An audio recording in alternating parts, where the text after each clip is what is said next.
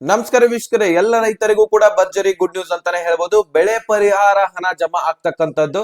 So ಬೆಳೆ ಪರಿಹಾರ ಅಂದ್ರೆ ಈಗ ನೋಡಿ, ಮಳೆದಿಂದಾಗಿ ಕೊಚ್ಚಿಕೊಂಡು ಹೋಗಿರುವಂತಹ ರೈತರಿಗೆ ಬೆಳೆ ಪರಿಹಾರ ಸಿಗ್ತಾ ಇಲ್ಲ.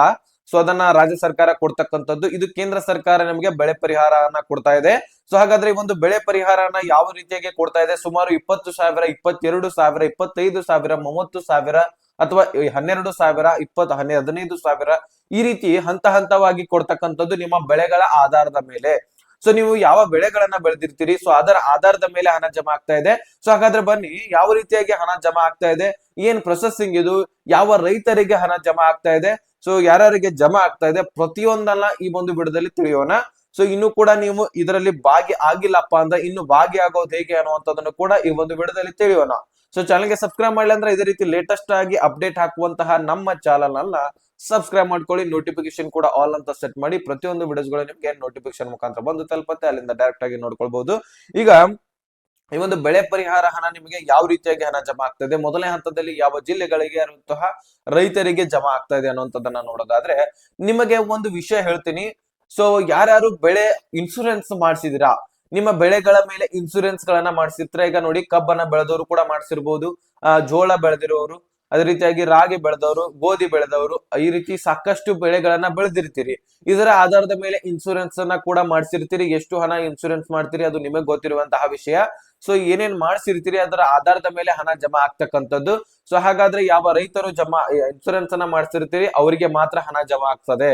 ಸೊ ಯಾರು ಇನ್ಸೂರೆನ್ಸ್ ಮಾಡಿಸ್ಕೊಂಡಿದ್ದೀರಿ ಪ್ರತಿಯೊಬ್ರು ಕೂಡ ವಿಡಿಯೋನ ಕ್ಲಿಯರ್ ಆಗಿ ತಿಳ್ಕೊಳ್ಳಿ. ನಿಮ್ ಎಲ್ಲರಿಗೂ ಕೂಡ ಒಂದೊಂದು ಮೆಸೇಜ್ ಬರ್ತಕ್ಕಂಥದ್ದು. ಮೆಸೇಜ್ ಬಂದಿಲ್ಲ ಅಂದ್ರೂ ಸಹಿತ ಮೆಸೇಜ್ ಬರತ್ತೆ, ವೇಟ್ ಮಾಡಿ. ಈಗ ಸದ್ಯದಲ್ಲಿ ಬಹಳಷ್ಟು ಜನರಿಗೂ ಕೂಡ ರೈತರಿಗೆ ಮೆಸೇಜ್ ಬಂದಿದೆ ಒಂದು. ಅದು ಯಾವ್ದಪ್ಪ ಅಂದ್ರೆ, ಸ್ಥಳೀಯ ಆಪತ್ತಿನ ಮಾಹಿತಿ ವರದಿಯನ್ನು ಯಶಸ್ವಿಯಾಗಿ ದಾಖಲಿಸಲಾಗಿದೆ ಅಂತ.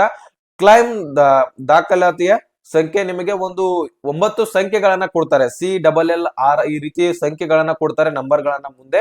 ನೆಕ್ಸ್ಟ್, ದಯಮಾಡಿ 7 ದಿನದ ಒಳಗಾಗಿ ಕ್ಲೇಮ್ ಅನ್ನ ಸಲ್ಲಿಸಿ ಅಂತ ಹೇಳ್ಬಿಟ್ಟಿದ್ದಾರೆ. ನೆಕ್ಸ್ಟ್ ಅದೇ ರೀತಿಯಾಗಿ ಫಾರ್ಮ್ ಕ್ರಾಪ್ ಇನ್ಶೂರೆನ್ಸ್ ಅಂತ ಕೊಟ್ಟಿದ್ದಾರೆ. ಅದೇ ರೀತಿಯಾಗಿ ಇನ್ಶೂರೆನ್ಸ್ ನಂಬರ್ ಕೂಡ ಇರುತ್ತೆ. ನೀವು ಯಾವ ರೀತಿ ಅರ್ಜಿಯನ್ನ ಸಲ್ಲಿಸಿರ್ತೀರಿ, ಇನ್ಶೂರೆನ್ಸ್ ಮಾಡಿಸಿರ್ತೀರಿ, ಅದರ ನಂಬರ್ ಕೂಡ ಇರುತ್ತೆ. ನೆಕ್ಸ್ಟ್, ಈ ಒಂದು ಹಣ ನೀವು ಬೆಳೆದಿರುವಂತಹ ಬೆಳೆಗಳ ಆಧಾರದ ಮೇಲೆ, ಈಗ ಕಬ್ಬನ್ನ ಬೆಳೆದವರಿಗೆ ಇಂತಿಷ್ಟು ಅಂತ ಹೇಳ್ಬಿಟ್ಟು ಇನ್ಶೂರೆನ್ಸ್ ಮಾಡಿಸಿರ್ತೀರಿ. ಅದರ ಆಧಾರದ ಮೇಲೆ ನಿಮಗೆ ಒಂದು 22,000 ರೂಪಾಯಿ ಜಮಾ ಆಗತ್ತೆ ಅಂತ ಅನ್ಕೊಳ್ಳಿ. ನೆಕ್ಸ್ಟ್, ನೀವು ಬೆಳೆದಿರುವಂತಹ ಆಧಾರದ ಮೇಲೆ ಜೋಳ ಬೆಳೆದಿದ್ರೆ ಒಂದು 18,000 ರೂಪಾಯಿ ಜಮಾ ಆಗತ್ತೆ. ನೀವು ಇನ್ಶೂರೆನ್ಸ್ ಎಷ್ಟು ಮಾಡಿಸಿರ್ತೀರಿ ಅದರ ಆಧಾರದ ಮೇಲೆ ಜಮಾ ಆಗತ್ತೆ. ಈ ರೀತಿ ಹಂತ ಹಂತವಾಗಿ ನಿಮಗೆ ಜಮಾ ಮಾಡ್ತಾರಂತ ಒಂದು ಅಪ್ಡೇಟ್ ಅನ್ನ ಕೊಟ್ಟಿದ್ದಾರೆ. ಸೊ ಆದ್ರೆ ಎಲ್ಲರೂ ಕೂಡ ನಿಮ್ಮ ಡಾಕ್ಯುಮೆಂಟ್ಸ್ ಗಳನ್ನ ಕ್ಲಿಯರ್ ಇಟ್ಕೊಳ್ಬೇಕು. ನಾನು ಈಗಾಗಲೇ PM ಕಿಸಾನ್ ಯೋಜನೆ ಅಪ್ಡೇಟ್ ಅಲ್ಲಿ ಹೇಳಿದೀನಿ. ಇವತ್ತೇ ನಾನು ನಿಮ್ಮ ಒಂದು ಪಹಣಿಗೆ ಆಧಾರ್ ಕಾರ್ಡ್ ಅನ್ನ ಲಿಂಕ್ ಮಾಡಿಸ್ಕೊಳ್ಬೇಕಂತ ಹೇಳ್ಬಿಟ್ಟು ಹೇಳಿದೀನಿ. ಪ್ರತಿಯೊಬ್ಬರು ಕೂಡ ಆ ಒಂದು ಕೆಲಸವನ್ನ ಮಾಡಿಲ್ಲಪ್ಪ ಅಂದ್ರೆ ರೈತರು ಆ ಒಂದು ಕೆಲಸವನ್ನ ಆದಷ್ಟು ಬೇಗ ಮಾಡಿ, ನಿಮ್ಮ ಒಂದು ಆಧಾರ್ ಕಾರ್ಡ್ ತೆಗೆದುಕೊಂಡು ಹೋಗಿ, ನೆಕ್ಸ್ಟ್ ನಿಮ್ಮ ಒಂದು ಪಹಣಿಯನ್ನ ತೆಗೆದುಕೊಳ್ಳಿ, ನಿಮ್ಮ ಮೊಬೈಲ್ ಸಂಖ್ಯೆಯನ್ನ ತೆಗೆದುಕೊಂಡು ಹೋಗಿ, ಮತ್ತೆ ಒಂದು ಪಾಸ್ಪೋರ್ಟ್ ಸೈಜ್ ಫೋಟೋವನ್ನ ತೆಗೆದುಕೊಳ್ಳಿ. ಎಲ್ಲಿ ಹೋಗ್ಬೇಕಂದ್ರೆ ನಿಮ್ಮ ಗ್ರಾಮ ಪಂಚಾಯತಿಗೆ ಹೋಗ್ಬೇಕು. ಗ್ರಾಮ ಪಂಚಾಯತಿಲಿ ಗ್ರಾಮ ಲೆಕ್ಕಾಧಿಕಾರಿಗಳ ಹತ್ರ ಹೋಗಿ ನಿಮ್ಮ ಒಂದು ಡಾಕ್ಯುಮೆಂಟ್ಸ್ ಗಳು ಕ್ಲಿಯರ್ ಅನ್ನ ಮಾಡ್ಕೊಳ್ಬೇಕು. ಪಹಣಿಗೆ ಆಧಾರ್ ಕಾರ್ಡ್ ಅನ್ನ ಲಿಂಕ್ ಮಾಡಿಸ್ಕೊಳ್ಬೇಕು. ಅಷ್ಟು ಮಾಡಿದ್ರೆ ನಿಮ್ಗೆ ಕ್ಲಿಯರಿಟಿ ಸಿಗುತ್ತೆ. ಅಂದ್ರೆ ಪ್ರತಿಯೊಂದು ಡಾಕ್ಯುಮೆಂಟ್ಸ್ ಗಳು ಕ್ಲಿಯರ್ ಇದ್ದಾಗ ಇಂತಹ ನಿಮಗೆ ಯೋಜನೆಗಳು ಸಿಗ್ತಕ್ಕಂಥದ್ದು. ಇಲ್ಲಪ್ಪ ಅಂದ್ರೆ ಇಂತಹ ಯೋಜನೆಗಳು ಸಿಗೋದಿಲ್ಲ. ಸೊ ಹೀಗಾಗಿ ಇನ್ಸೂರೆನ್ಸ್ ಯಾರು ಮಾಡಿಸಿರ್ತೀರಿ, ಸೊ ಅವರಿಗೆ ಹಣ ಜಮಾ ಆಗ್ತಾ ಇದೆ, ಅವರಿಗೆ ಮಾತ್ರ ಹಣ ಜಮಾ ಆಗ್ತಾ ಇದೆ.